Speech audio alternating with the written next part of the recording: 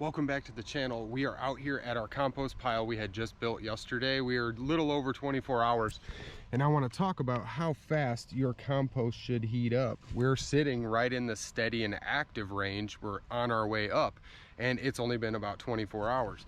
Your pile should heat up within 24 to 48 hours, or it is probably not built correct. This is our short-term Gene Payne compost pile.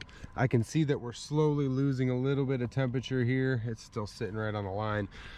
But because I opened this up and let all the external heat out, that inner core is not going to stay as warm. And when we built this pile, we built it up and then threw straw all around it and then inoculated it with urine and compost in order to heat it up.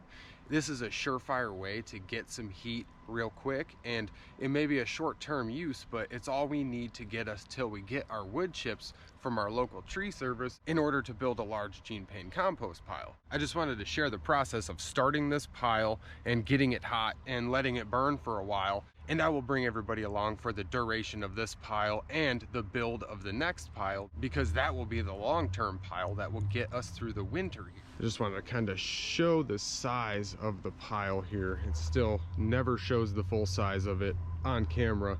This is about 3 wheelbarrows plus, and we coated it all with fresh straw and layers of straw in between and some comfrey.